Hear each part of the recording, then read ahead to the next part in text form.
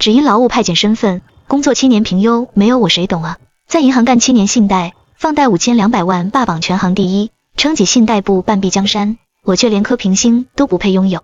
就因为我是劳务派遣，正式工躺着拿福利，我干到死都是零星，连份年货都被当众撵走。银行长画饼7年，喊着有业绩就转正，我顶着烈日跑遍全城，从1700万干到5200万，业绩甩正式工10条街，工资却死死定在3500，绩效奖金连别人零头都不到，脏活累活全是我，福利评优全没我，出了1000万贷款暴雷，这群人第一时间逼我背锅，还想栽赃我失职，让我彻底滚出行业。合着我7年拼死拼活，就是给这群蛀虫当免费工具人、背锅侠，忍无可忍，无需再忍，我直接拍桌辞职，带着所有优质客户跳槽新行，反手甩出录音证据，锤死原行长，栽赃陷害。原行业绩断崖式暴跌，行长被抓，同事失业，而我入职新行，直接拿下5星评级，月薪47000，活成了他们高攀不起的样子。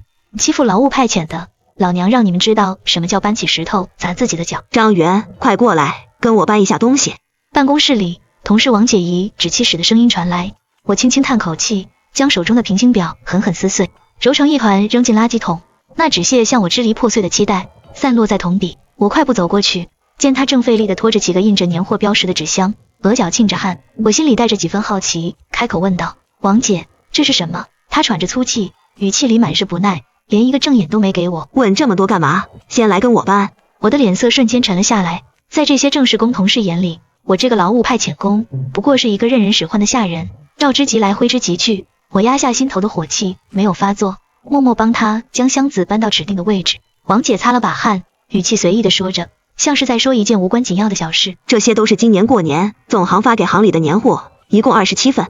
27份，我心里咯噔一下，银行里算上我一共28个人啊，少的那一份不言而喻。王姐瞥见我错愕的神情，脸上露出毫不掩饰的不屑，嘴角撇着：谁跟你说我们行里28个人呢？你又不算，你只是个劳务派遣工，哪有资格领这些东西？想要跟派遣公司要去。他说完，挥挥手，像赶苍蝇一样将我从原地赶走。我站在原地，心凉了半截。发福利的时候，我永远不算数；下任务的时候，我又成了行里的一员，被推到最前面；聚餐团建的时候，我永远不够格，被排除在外。可脏活累活一来，所有人都会喊：小张快来！我一遍遍问自己，我究竟哪里不如他们了？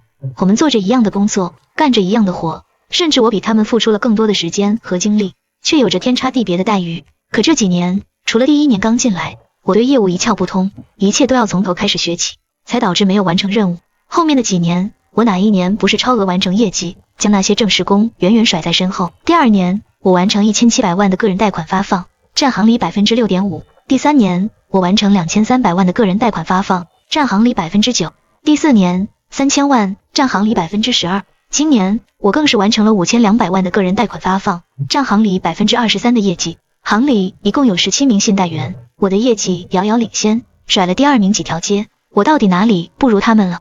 可我的工资永远是每月固定的3500块，死死定在原地。那些绩效、奖金、年终奖，我能拿到别人的1/10，就已经是万幸。每次我问起原因，行长只会用那套说辞搪塞我。你是个派遣工，只有转正才可以涨工资，才可以拿奖金。我信了，我拼了命的努力。这几年，我顶着烈日，冒着寒风，拼命在外跑业务，不放过任何一个客户，只为了那一句虚无缥缈的转正。然后呢，我心心念念的转正合同始终不见踪影，像一个遥不可及的梦。就这样吧，7年的隐忍够了。我转身走回自己的工位，打开电脑，干脆利落地打印了辞职报告。纸张划过打印机的声音，像极了我斩断过往的决心。旁边的同事瞥见，假意凑过来问我干啥呢？我头也没抬，淡淡说道：打印客户资料。他闻言发出一声不屑的嗤笑，语气里的嘲讽溢于言表。哟，咱们的零星大信代言还挺敬业。我没理会他的冷嘲热讽，将辞职报告叠好，塞进包里，径直走出了银行，前往劳务派遣公司。将辞职报告放在老板桌上时，他正低头翻着文件，一脸困惑地抬头看着我。你是？我将报告往前一推，推到他面前。他拿起一看，恍然大悟，喊出了我的名字。张云啊，这么多年了，怎么不打算在银行继续熬了？他随手拿出关于我的资料，翻了几页，突然笑出了声，那笑声刺耳又难听。工作7年，年年评级倒数第一。他又抬眼看向我，脸上带着戏谑的神情，字字句句都像刀子扎在我心上。你知道吗？跟你一批的人全都转正了，人家银行都夸我有眼光啊，推荐的都是人才，就你拖了后腿。人家要么业绩冲在前，要么会来事儿，你就不能学着点，混成这样，难怪你要辞职呢。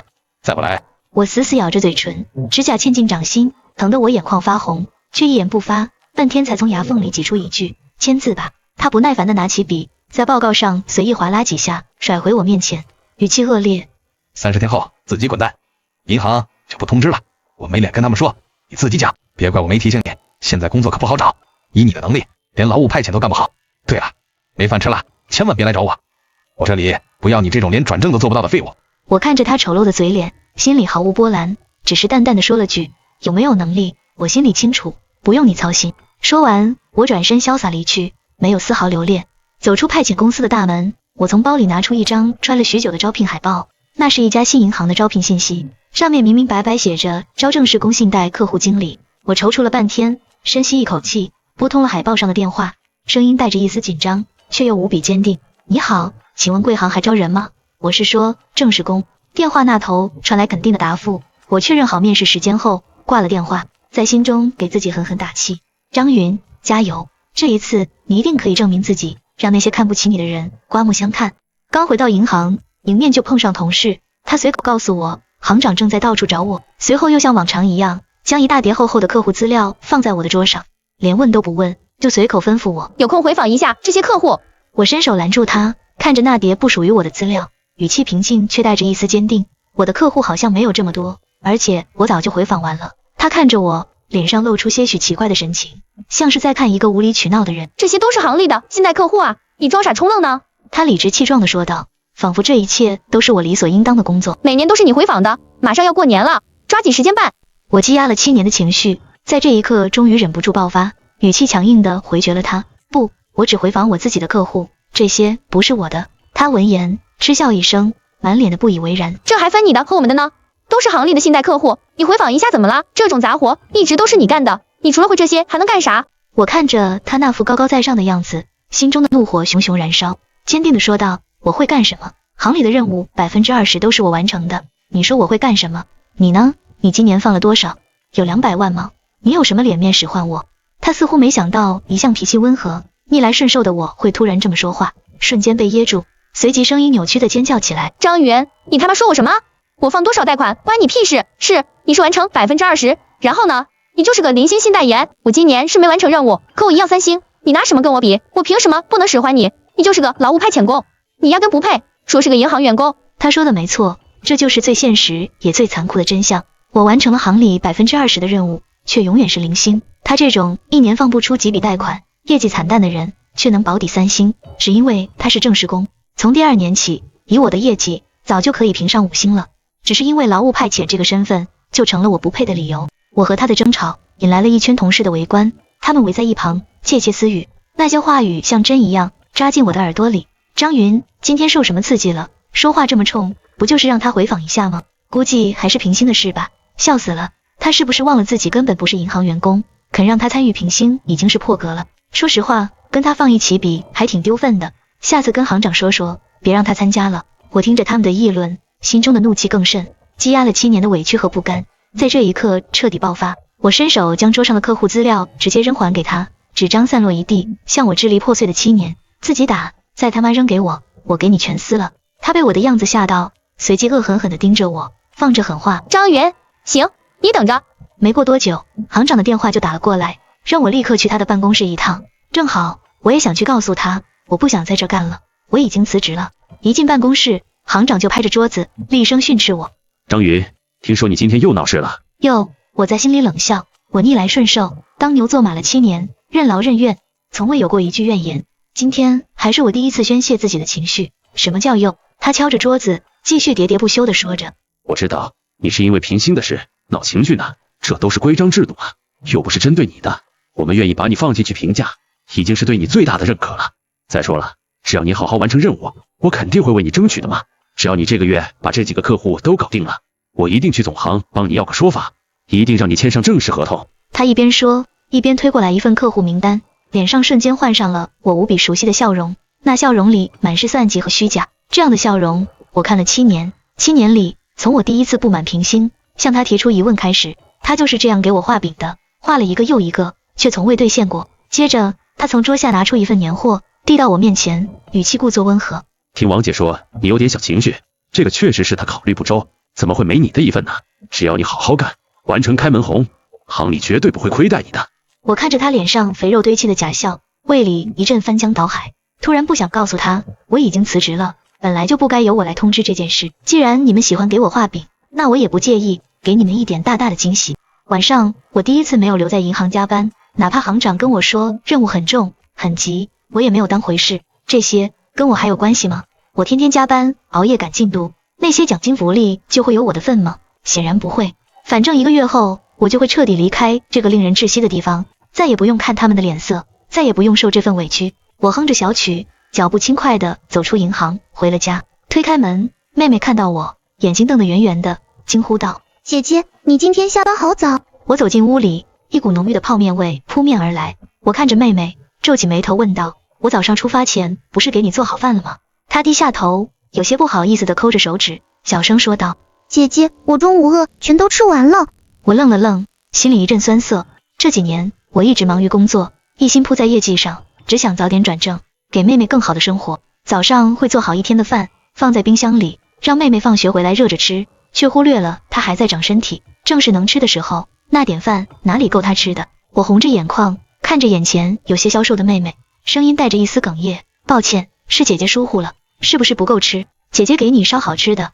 妹妹听到我的话，立刻笑开了花，用力点了点头。父母早年因为意外离世，留下我和妹妹相依为命。为了凑够妹妹的学费，也为了活下去，18岁的我就辍学踏入社会，尝遍了人间疾苦。我学过理发，进过服装厂，也在螺丝厂干过活，甚至做过日结的零工，吃了上顿没下顿。后来在派遣公司的运作下，好不容易进了银行。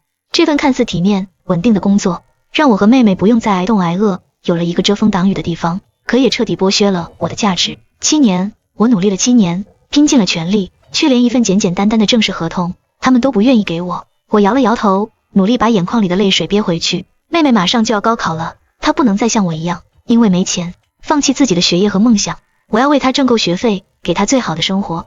我也一定要追寻属于自己的价值，不能再这样浑浑噩噩地活下去。第二天，银行的晨会上，行长阴沉着一张脸站在台上，目光凌厉地扫过所有人，语气冰冷地问道：建筑公司李总的贷款暴雷了，1000万，这是谁管护的？话音落下，所有人面面相觑，低着头，没人敢说话，显然都知道这件事的严重性。同事王姐脸色惨白，身体微微颤抖，颤颤巍巍地举起了手，像一根被狂风刮倒的芦苇。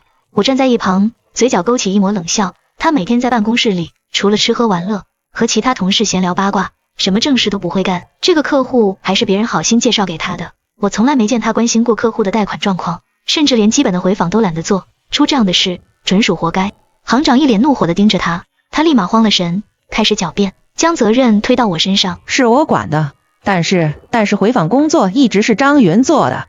我看着他那副推卸责任的嘴脸，心中毫无波澜，冷静地解释道：半年前我翻了李总的流水，发现他的工程款拖了8个月，账户余额只剩10几万，特意提醒过你，风险太高，让你赶紧跟进处理。王姐，你是怎么说的？张云啊，你就是太谨慎。李总多大的老板呐，1000万根本不看在眼里，能出什么问题？行长不等我说完，就粗暴地打断我，厉声质问道：别说那些没用的，你为什么不向我汇报？我早有准备，拿出手机，打开聊天记录，递到他面前。我当时就发消息给你了，你是怎么回的？张云，你才入行几年，风险预警系统都没报，你一个劳务派遣工还能强过我们？少自作聪明。看着手机上的聊天记录，行长哑口无言，脸色一阵红一阵白，好看极了。我心中暗爽，7年了，终于看到他吃瘪的样子。下午我在茶水间摸鱼，难得偷个闲，却听到外面有同事在闲聊，声音不大，却字字清晰地传进我的耳朵里。听说总行很震怒，要求必须严肃处理李总贷款暴雷的事呢。王姐在行长办公室哭1天了，哭哭啼啼的，说是让行长想办法呢。行长好像说打算让张云顶了，他反正没有绩效，也没地方扣钱，毫无影响，就算闹大了，解除合同也不可惜。听到这些话，我心中一阵恶寒。果然，在他们眼里，我这个劳务派遣工不过是一个随时可以牺牲的工具，出了事情，第一个想到的就是让我背锅。没过多久，行长就发消息让我去他的办公室。我整理了一下衣服，推开门走进去，王姐还坐在一旁哭哭啼啼。见我进来，她像是抓住了救命稻草，立刻冲过来，抓着我的胳膊，苦苦哀求。张元，算姐求你，这锅你背一次行不行？你是派遣工，没绩效给他们扣，最多被解除合同，大不了再找个派遣活。我不一样啊，丢了工作我活不下去，房贷车贷还欠着。这话说的仿佛我丢了工作就能活得下去一样。我看着他那副虚伪的样子，心中满是鄙夷，正要反驳，行长就从桌上拿起一张报告甩到我面前。签字吧，就说是你回访不到位，跟王姐跟行李没关系。凭什么？我满脸不可置信地看着他们，看着这两个将我当傻子耍的人，此时满心只有这3个字：凭什么要让我来背这个黑锅？银行长淡淡地看着我，语气里带着不容置疑的命令，仿佛这一切都是我理所应当的。凭你是派遣工，你把这个锅背了，我让王姐给你3万块当补偿。另外，要是你没被辞退，过几年我让你转正。王姐连连点头，表示同意，脸上满是急切。张元啊，你帮帮我吧，3万不够的话，我给你5万。真当我是傻子吗？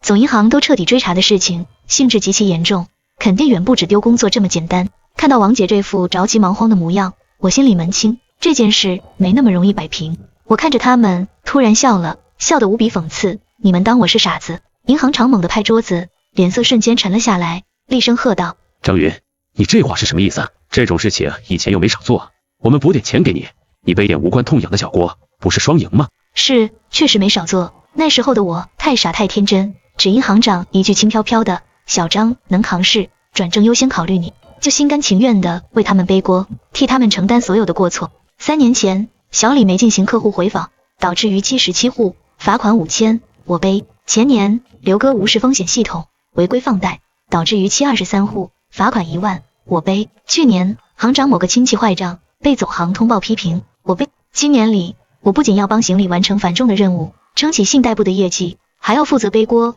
替这些正式工收拾烂摊子，简直是他们眼中的完美工具人。奖金我从来没拿过多少，挨骂我却从来没少过，说的就是我这样的劳务派遣工。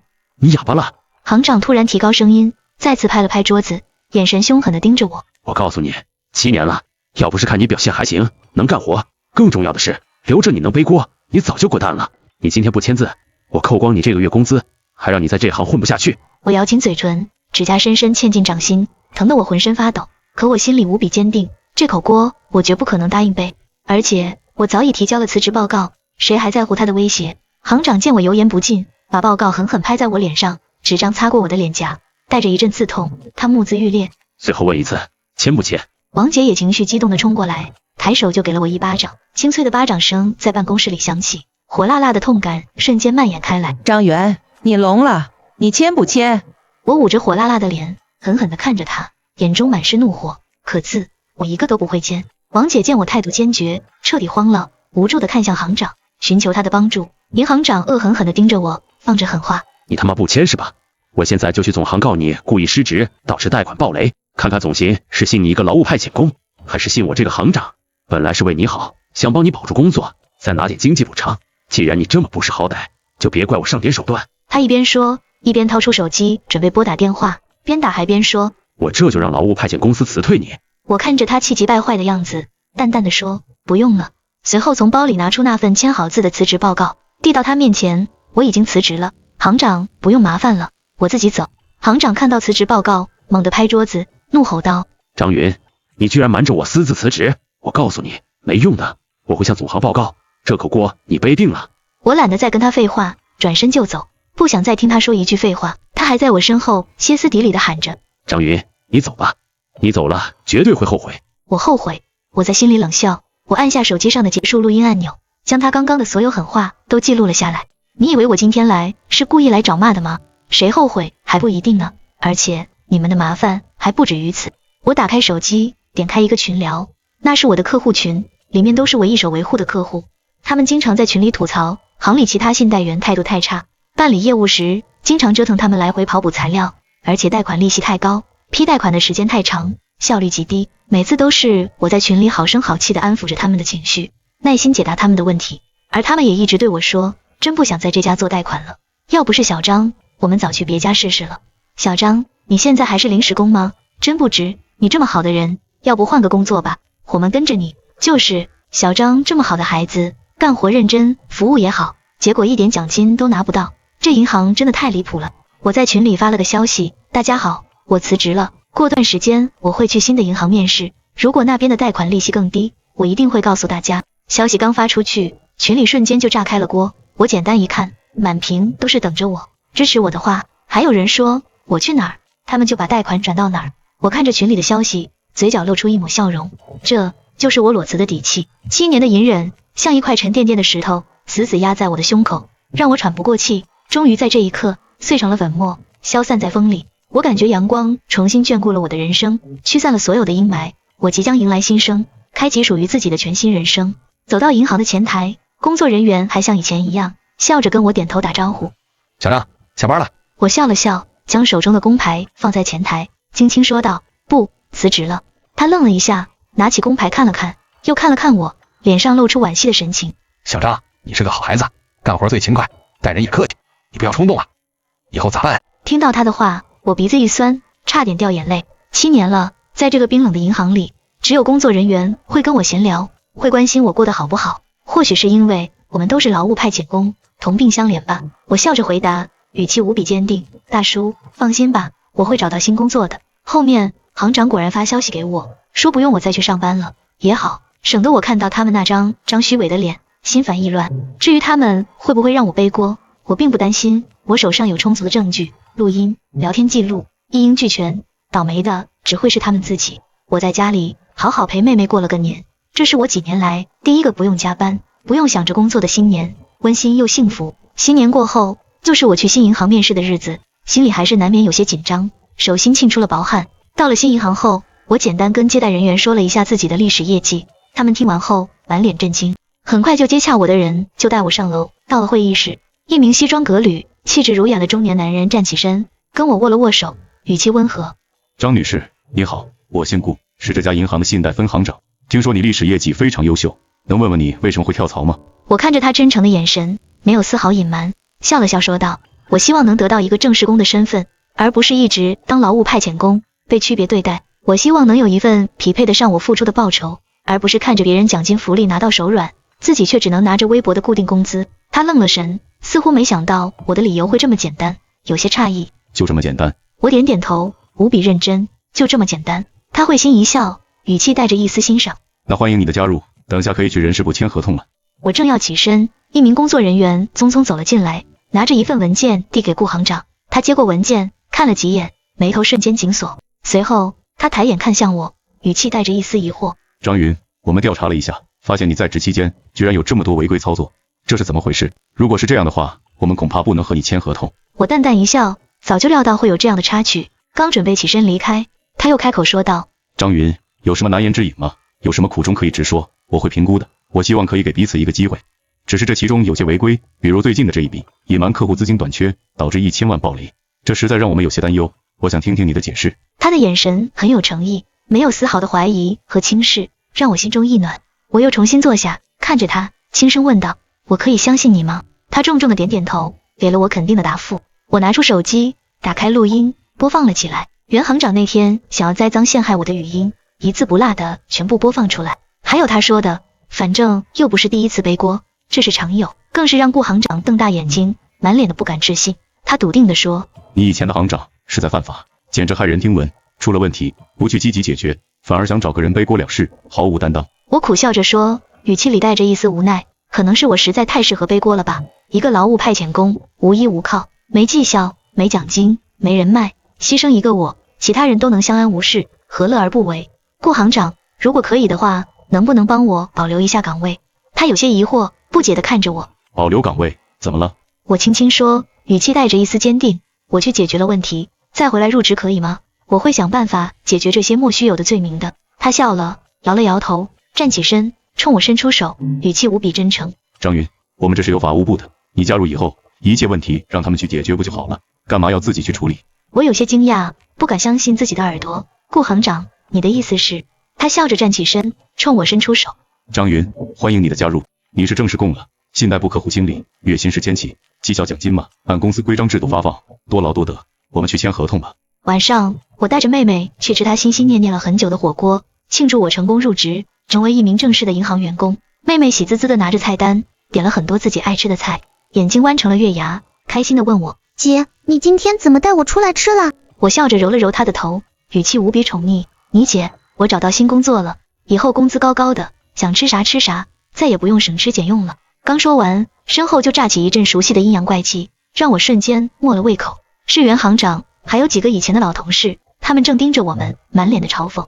袁行长率先开口，用着怪声怪气的语调说着：哟，这不是张云吗？他上下打量着我和妹妹，眼神里的鄙夷毫不掩饰。找着新工作了，工资还高高的，不会还是劳务派遣吧？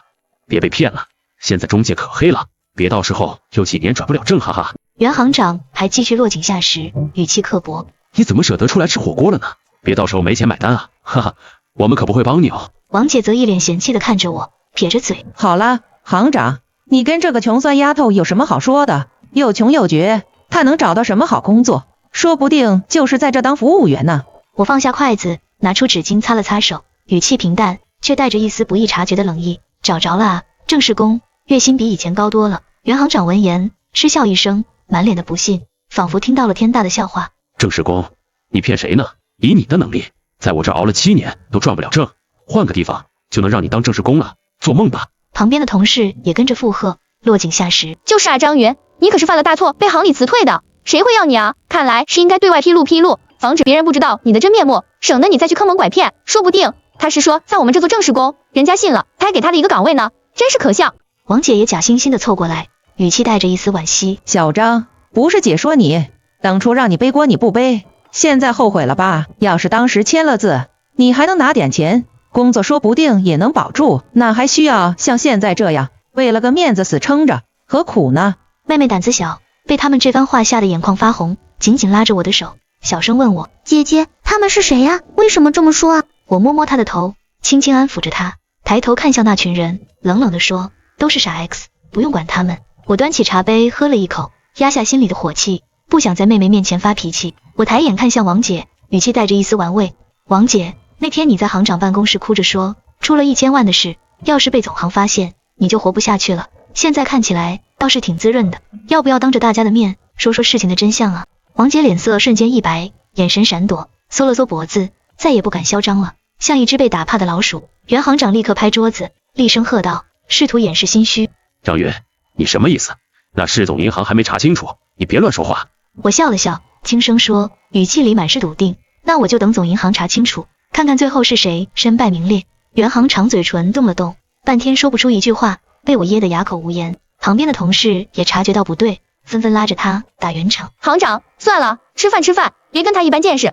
袁行长猛地站起来，用手指着我，放着狠话：你给我等着，别以为你能翻天。说完，他带着那帮乌合之众灰溜溜的去了包间，再也不敢出来挑衅。我看着他们的背影，心中暗爽，7年了，我第一次不用再忍气吞声，不用再看他们的脸色，不用再受他们的欺负，我再也不是那个任人拿捏的软柿子了。至于那份录音，我已经听了顾行长的建议，交给了新银行的法务部，他们要是不知好歹继续来挑衅我，我不介意主动出击，让他们付出应有的代价。第2天上班，我就开始联系我的老客户，跟他们详细介绍现在这家新银行的贷款政策。这里不仅利息比原银行低1%，我还特意为他们申请了0.5%的专属降息，只为了感谢他们这么多年的支持。很多老客户都积极响应，毕竟既有贴心的服务，又能节约一大笔成本，何乐而不为？王哥，做建材生意的，原行贷了200万，利率6.5%，现在在我的新银行贷了250万，利率只有5%。刘总，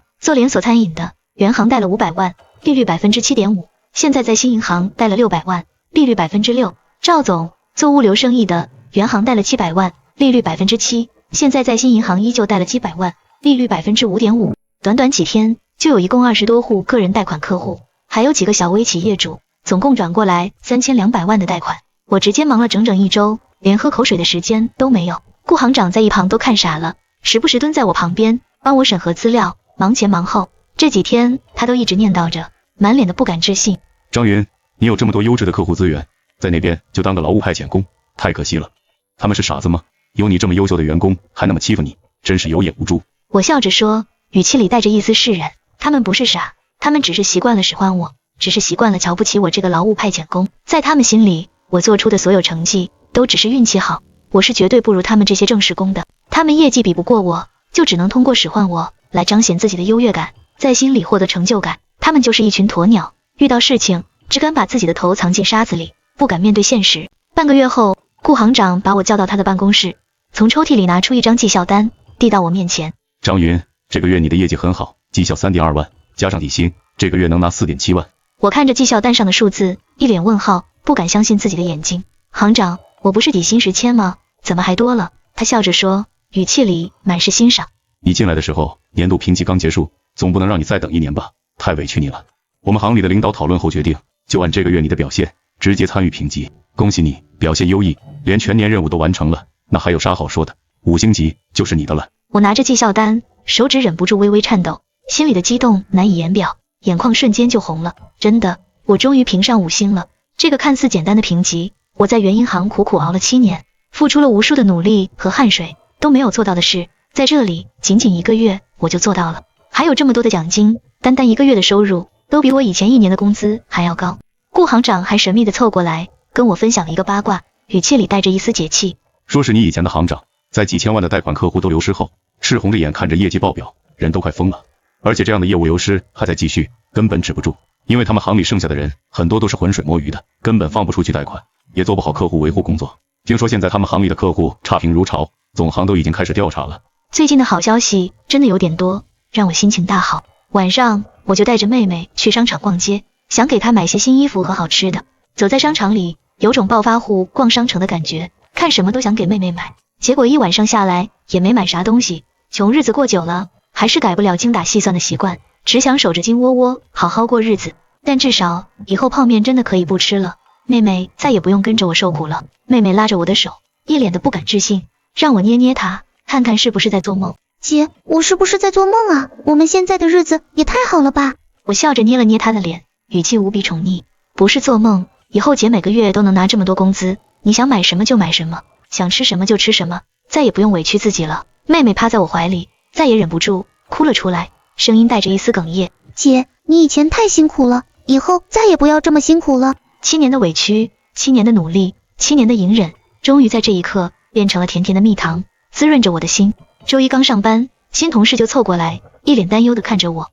张云姐，你看朋友圈了吗？有人匿名发帖，举报你有几10条违规记录，还在网上造谣呢，说要我们行里严肃处理你。我打开手机，果然看到了那条恶意满满的帖子，标题格外刺眼。某银行派遣工张云违规操作数10条，还导致过1000万贷款暴雷，被辞退后跳槽到另一家银行，大家小心。他还恶意挖人，将原银行的业务全都挖到了新银行，毫无职业操守。配图是我在新银行工作的偷拍图，背后是新银行大大的 logo， 一目了然。帖子下面还有几个原同事的评论，煽风点火，颠倒黑白。早就知道他不是好人，在我们这儿干了7年都没给他转正，就是因为他品行不端。以前在我们行就爱抢业绩，什么成绩都算到自己头上，又拿不到奖金，不知道争什么。没想到他还敢违规放贷，太可怕了，难怪业绩那么好，原来是靠歪门邪道。新银行呢，为什么不处理这个人？这样的人留在银行，怎么让大家放心办业务？我看着这些颠倒黑白的话，心里没有丝毫慌乱，早就料到原行长会狗急跳墙，来这一手不过是垂死挣扎罢了。我拿着手机径直去找顾行长，将事情的来龙去脉跟他说了一遍。顾行长皱起眉头，看完帖子后连拍桌子，怒气冲冲，简直胡来，太过分了。张云，你别担心，我这就让法务部处理。他立刻打电话给法务部，语气严肃。李总，之前收集的关于张云被栽赃陷害的证据，收集的差不多了吗？你立刻发官方声明，附上张云的录音证据，让大家看看真相。挂了电话，他又对我说，语气淡定。张云，你也按计划联系下你的老客户，让他们发朋友圈澄清一下，说说实情就好。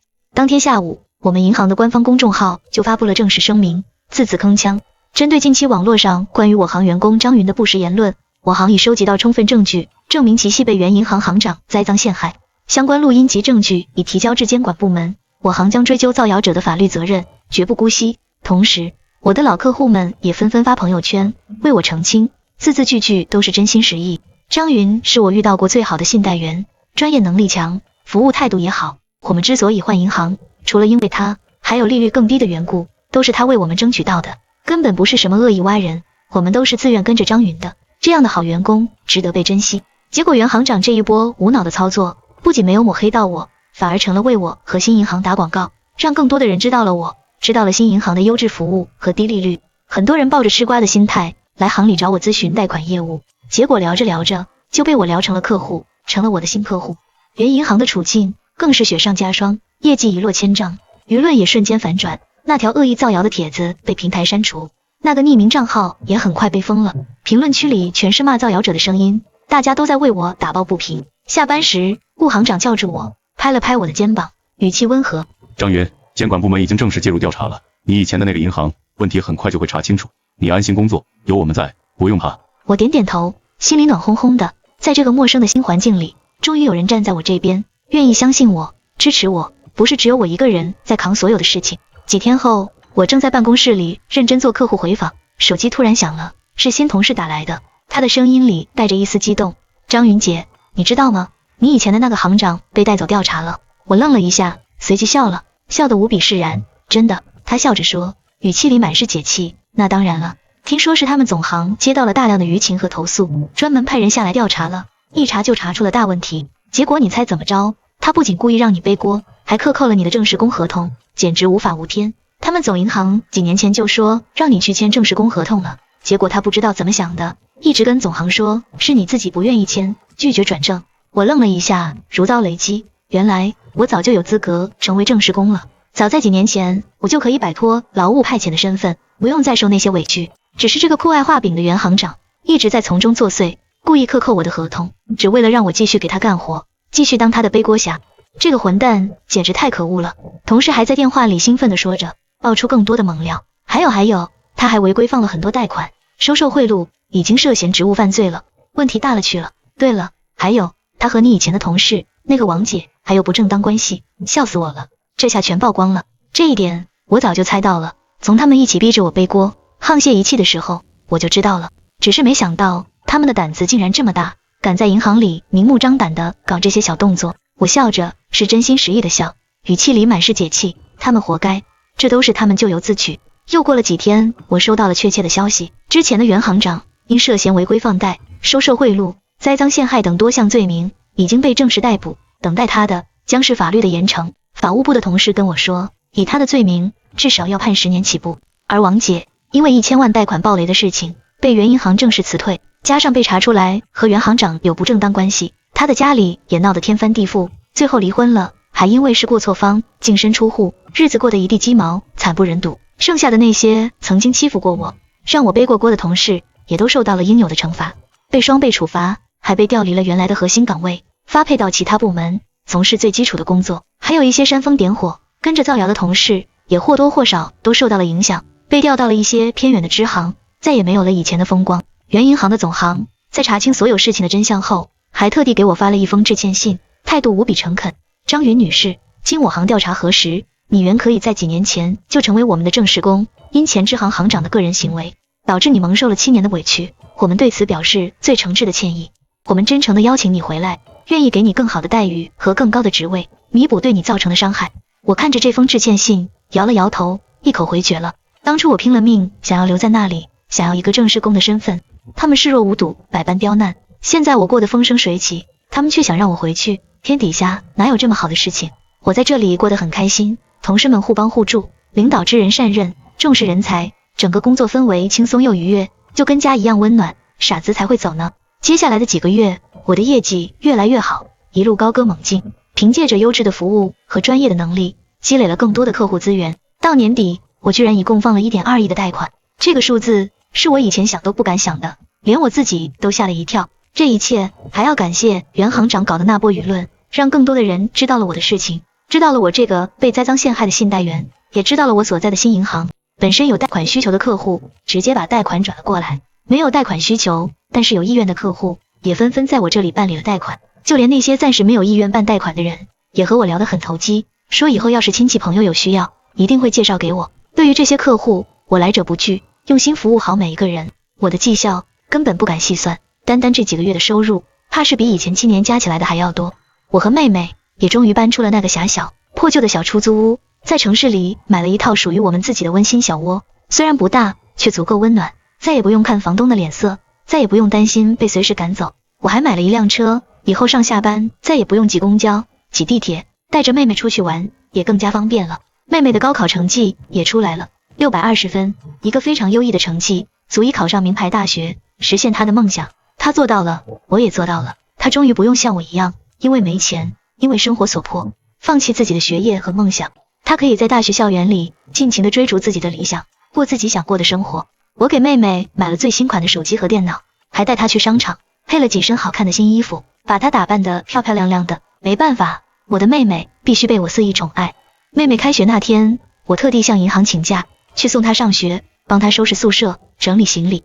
她的室友看到我，还以为我也是一名大学生，和他们一样来上学的。室友的妈妈甚至拉着我的手，笑着跟我说，姑娘你真能干，看起来比我家孩子还小呢，就自己独立出来上学了。我愣了愣，下意识地摸了摸自己的脸。是啊，以前的我因为常年熬夜加班，拼命工作，穿的都是洗得发白的旧衣服，皮肤因为劳累变得暗沉，整个人看起来憔悴又苍老。而现在的我换了新的护肤品，注重保养，头发也剪了清爽的短发，穿的衣服也都是崭新的，整个人的精神状态好了太多，确实年轻了好几岁。安顿好妹妹后，我就准备离开，回银行上班。妹妹抱着我的胳膊，眼眶通红，舍不得让我走，哭着说，姐，我舍不得你走。我帮她擦去脸上的泪水，把一张早就存好钱的银行卡塞进她手里，语气无比宠溺，傻丫头，又不是以后见不到了，没钱了就跟姐说，姐给你转，想我了，姐就开车来看你。妹妹抱着我，不肯撒手，哽咽着叮嘱我，姐，你也要好好吃饭，按时睡觉，别再熬夜加班了，照顾好自己。我摸摸她的头，笑着答应，放心吧，姐现在过得很好，一切都好。转身走出宿舍区时，妹妹在我身后用力喊着，姐，我会好好学习的，以后换我养你。好，我大声回应着她，抬手抹了抹眼角的泪水。和妹妹相依为命10多年，突然分开，心里真的有点不舍。可我知道，妹妹长大了，该有自己的人生了。离开学校的路上，有个阳光帅气的男生凑过来，挠着头，一脸羞涩地问我，学姐，可以要你的联系方式吗？我笑着摆手，忍不住调侃道，我不是学姐，我是学生家长。男生的脸瞬间红透了，尴尬地挠着头，不好意思地说，啊，不好意思，你看起来太年轻了，真的以为是学姐。说完，他就匆匆跑开了，留下我一个人站在原地，哈哈大笑。我摸了摸自己的脸，心中感慨万千，原来自信和底气真的能让人变年轻，变漂亮。看着大学校园里那些朝气蓬勃的身影，我突然觉得大学原来这么有意思。或许等以后有空了，我也可以重新拿起书本，去追寻自己曾经放弃的大学梦想。